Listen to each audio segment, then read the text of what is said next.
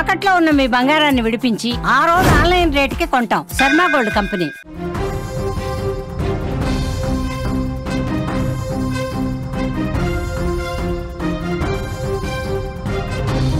కొన్నిసార్లు క్షణికావేశంలో తీసుకునే నిర్ణయాలు కుటుంబాలకు తీరని విషాదంగా మారుతాయి. భార్యాభర్తల మధ్య వచ్చే చిన్న చిన్న గొడవలు ఆత్మహత్యల వరకు వెళ్ళి కుటుంబాల్లో దుమారాన్ని సృష్టిస్తాయి. తాజాగా ఇక్కడ కూడా నేను ఇప్పుడు చెప్పాలనుకుంటున్న సంఘటన కూడా అటువంటిదే. భర్త సీరియల్ చూడొద్దన్నందుకు భార్యకొచ్చిన కోపం ఒక కుటుంబాన్ని ఇప్పుడు ఆ కుటుంబంలో తీరని విషాదానికి, తీరని కష్టానికి కారణమైంది. మహబూబాబాద్ జిల్లా బయ్యారం మండలం కోడిపుంజల తండాలో తలెత్తిన ఈ సంఘటన మొత్తం 2 తెలుగు రాష్ట్రాలని ఆలోచింపజేస్తోంది. ఎందుకంటే ఈ టీవీ సీరియల్స్కి ఎడిక్ట్ అయిన మహిళలు తీసుకునే నిర్ణయాలు కూడా అదే స్థాయిలో ఎమోషనల్గా కనిపిస్తున్నాయి. టీవీ సీరియల్స్ వల్ల ఎమోషన్ రైజ్ అయ్యి ఒక టీవీ సీరియల్ చూస్తుంటే అందులో ఏదైనా ఎమోషనల్ సన్నివేశం ఉంటే ఆ సన్నివేశం రైజ్ అయితే అదే సన్నివేశం ఇంట్లో కూడా నిజ జీవితం కూడా రిపీట్ అవుతుందని ఈ ఎగ్జాంపుల్ చెప్తుంది మనకి. ఎందుకంటే కష్టం చేసి వచ్చి బావి దగ్గరికి వెళ్ళి పొలంలో 5 ఎకరాల పొలానికి మందు కొట్టి ఇంటికొచ్చిన ఒక తండ్రి ధరావత్ రాజు అనే వ్యక్తి భార్య కవిత ఇంట్లో ఉంది. అప్పటికే ఆమె కూడా పొలంలో బోల్డంత కష్టం చేసి వచ్చింది, పని చేసింది, మందు కొడుతుంటే భర్తకు సాయం చేసింది. ఇంటికి వచ్చిన తర్వాత టీవీ సీరియల్ సమయమైంది, అన్నం పెట్టమని రాజు ఇంట్లోకి వచ్చి అడగగానే కవిత టీవీ సీరియల్కి బ్రేక్ వచ్చినప్పుడు అన్నం పెడతానంది. ఇక్కడే పంచాయతీ ముదిరింది. భార్యాభర్తలు ఇక్కడే గొడవ పడ్డారు. గొడవ మామూలు గొడవ కాదు, అది ఊహించని మలుపు తిరిగింది, ఒక ఎమోషనల్ నిర్ణయానికి కారణమైంది. చాలాసార్లు నేను తల్లిదండ్రులు చాలామంది భార్యాభర్తలకి అట్లాగే రెగ్యులర్గా మాట్లాడుకోకుండా ఎమోషనల్స్ లేకపోతే ఈగోకి పోయి జీవితాన్ని నాశనం చేసుకునే వాళ్ళకి ఎగ్జాంపుల్గా చెప్తున్నాను ఈ కథ. రాజు కష్టజీవి, కవిత కష్టజీవి. ఇక్కడ ఇద్దరు వ్యవసాయం చేస్తున్నారు, కష్టపడి పనిచేస్తున్నారు. ఇంటికి వచ్చిన తర్వాత కవిత సేద తీరేందుకు టీవీ సీరియల్ చూస్తుంటే రాజు తన ఆకలి అవుతుంది తట్టుకోలేక భార్యని అన్నం పెట్టమన్నాడు. కవిత ఏం చెప్పింది, టీవీ సీరియల్కి బ్రేక్ వచ్చినప్పుడు పెడతాను అంది. నాకంటే నీకు టీవీ సీరియల్ ఎక్కువ అనే కోపంతో రాజు భార్య పైన 2 దెబ్బలేశాడు. ఆ దెబ్బలు కాస్త దుమారాన్ని సృష్టించాయి. నన్నే కొడతావా, నేను ఇంత పని చేసి ఇంత కష్టపడుతున్నా నన్ను అర్థం చేసుకోలేవా అంటూ భార్య ఎమోషన్కి వెళ్ళింది. ఎమోషన్కి వెళ్ళిన తర్వాత వాళ్ళిద్దరి మధ్య గొడవ భయంకరంగా మారింది. వాళ్ళకు ఒక కూతురు ఒక కొడుకు కూడా ఉన్నాడు. ఎమోషన్గా పరిగెత్తుకుంటూ వెళ్ళిన కవిత ఇంటి వెనకాలే ఉన్న బావిలో దూకే ప్రయత్నం చేసింది. ఇది భయపడ్డాడు రాజు. భార్య పరిగెత్తడం చూసి ఆయన రియలైజ్ అయ్యాడు. పరిగెత్తుకుంటూ భార్య వెనకాల వెళ్ళి తనని లాక్కొని తీసుకొచ్చి ఇంట్లో కూర్చోబెట్టాడు. ఇంటికి వచ్చిన తర్వాత మళ్ళీ దానిపైన డిస్కషన్, మళ్ళీ దానిపైన చర్చ, మళ్ళీ తిట్టుకోవడం. ఈ తిట్టుకునే క్రమంలో పొలానికి పురుగుల మందు కొట్టేందుకు తెచ్చిన డబ్బాలు ఉంటాయి కదా, అవి ఇంట్లోనే ఉన్నాయి. గుర్తుపెట్టుకునే విషం ఇంట్లో ఉంటే అది ఎంత ప్రమాదకరంగా ఉంటుందో. ముఖ్యంగా గడ్డి మందు లాంటివి ఇంట్లో ఉంచుకోకూడదు.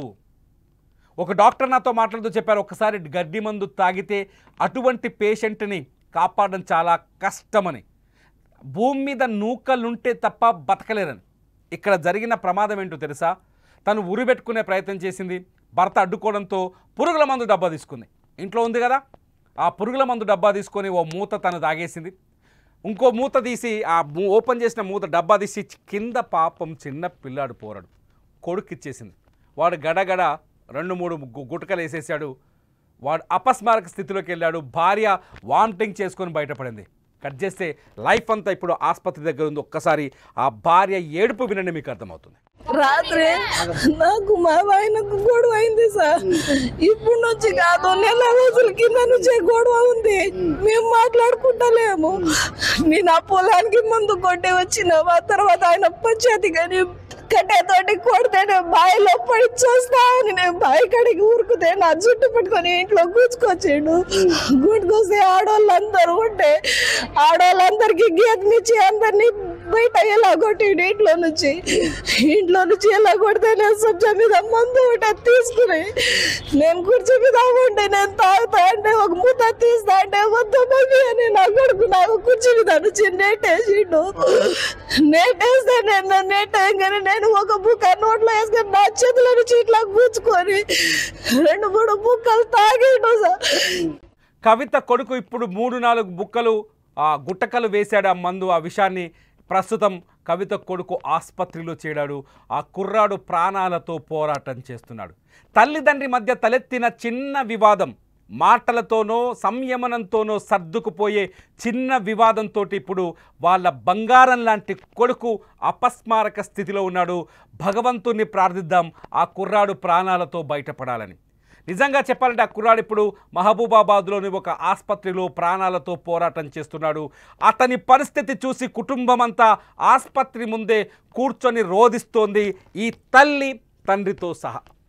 తల్లి తండ్రి ఇద్దరూ ఏడుస్తున్నారు. బంగారం లాంటి కొడుకు, బోల్డ్ అంత ఆస్తుంది, పొలం ఉంది, చేసేందుకు రెక్కలున్నాయి, కష్టం చేసేందుకు అన్నీ ఉన్నాయి. ఆవేశపూరితమైన ఒక నిర్ణయం. తల్లి ఆ భార్య భర్తకి ఎంతటి అగ్ని పరీక్షను తీసుకొచ్చిందో చూడండి. తండ్రి మాటలు వినండి.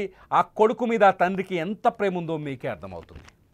అన్నం పెట్టమని చెప్పిన, పొద్దున్న దాకా మందు కొట్టిన, పొలానికి గడ్డి మందు 5 ఎకరాలు కొట్టిన, అన్నం పెట్టమని చెప్పిన. సీరియల్ అడ్వర్టైజ్ పడ్డ తర్వాత పెడతానే అన్నది. ఆ అడ్వర్టైజ్ ముందా, నేను అన్నం ఫస్ట్ నాకు అన్నం పెట్టేది ముందా అని చెప్పేసి ఒక మాట తిట్టిన. ఆ మాటకే బయట పోయి ఏదో గోల గోల గోల గోల చేస్తా అంటే బయటికి పోయి ఎందుకు గోల చేస్తామని చెప్పేసి ఒక దెబ్బ కొట్టిన. ఇదే మాట చెప్పిన వెనక నుంచి బాయిలా పడదామని చెప్పేసి ఉరికిపోయింది. ఉరికిపోతే నేను వెనకనే ఉరికి మళ్ళీ గుంజుకొని వచ్చిన. పోయింది ఆ గడ్డి మందు. ఇక ఎప్పుడు మందు కొట్టినా ఆమె ఇద్దరం మందు కొడతాం, వస్తుంది, ఇంట్లో దాస్తుంది, ఆమె దాస్తుంది. పోయి సప్పున పోయి కుర్చీ సౌండ్ వచ్చింది నాకు. ఇది కుర్చీ సౌండ్ వస్తుంది ఏంద్రా అని చెప్పేసి, ఏమైనా ఫ్యాన్ గిట్ట ఉరిగిటేసుకుంటుందా ఏంద్రా అని చెప్పేసి నేను ఆ బాయి కాడ నుంచి లేచి దగ్గరనే ఎగో అస్తమ్మం దగ్గర అది ఉంటుంది, ఈయన దగ్గరనే పోయింది, ఎక్కింది, కథం తీసుకున్నది. ఈమె బుక్క ఇట్లా నోట్లో పోసుకున్నది, ఈమె మింగలే. ఆయనకైతే తాగరా అని చెప్పేసి వానికి ఇచ్చింది, వాడు తాగిన అంతనే నా బిడ్డ ఉన్నది, బిడ్డకి ఇవ్వడానికి పోతా అంటే నేను అంతనే పోయి అనుకున్నా. అంతే ఆ నుంచి అన్న వాళ్ళందరూ కలిసి మొత్తం తీసుకొని వచ్చేసారు. ఇంతే దేవుడా, ఎంతైనా పర్లేదు. కొడుకు కంటే ఎక్కువ చూసుకుంటాను. మేము 3 అన్నదమ్ములు అయితే కొడుకు కంటే ఎక్కువ చూసుకుంటాను ఆయనకు. తల్లిలో కోపం తగ్గింది, తండ్రిలో ఆవేశం తగ్గింది. కేవలం క్షణిక ఆవేశం మాత్రమే ఇక్కడ ఊహించని విషాదాన్ని మిగిల్చింది. ఆ బంగారు కొండ, వాళ్ళు ఎంతో అల్లారు ముద్దుగా కని పెంచుకుంటున్న బాబు నిజంగా బతకాలని మనం కోరుకుందాం. ఎందుకంటే ఆవేశంలో తీసుకునే నిర్ణయాలు ఎటువంటి ప్రమాదకరమైన పరిస్థితులను సృష్టిస్తాయో తెలియజెప్పడానికి మాత్రమే మేము ఈ సీన్ మీకు చూపిస్తున్నాం. నిజంగా కవిత తప్పు చేయలేదు, రాజు తప్పు చేయలేదు. వాళ్ళిద్దరూ వ్యవసాయం చేసుకునే కష్టజీవులు. కానీ ఇప్పుడు ఆ కుటుంబం అంతా ఆసుపత్రి ముందు కూర్చొని తమ బిడ్డ కోసం రోధిస్తుంటే ఆ బాధ మనలో కూడా కలుగుతుంది. ఒక్కసారి ఆలోచించండి. డియర్ పేరెంట్స్, మీ సమస్యల్ని మీ పిల్లలపైన రుద్దకండి. దయచేసి ఈ రాజు కవిత లాంటి నిర్ణయాలు తీసుకోకండి. పాపం వాళ్ళు ఇప్పుడు కన్నీళ్ళు పెట్టుకుంటున్నారు.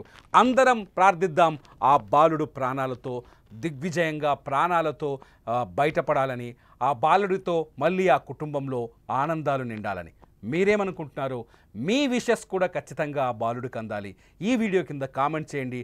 ఆ బాలుడిని బతకాలని ఆ దేవుణ్ణి ప్రార్థిద్దాం.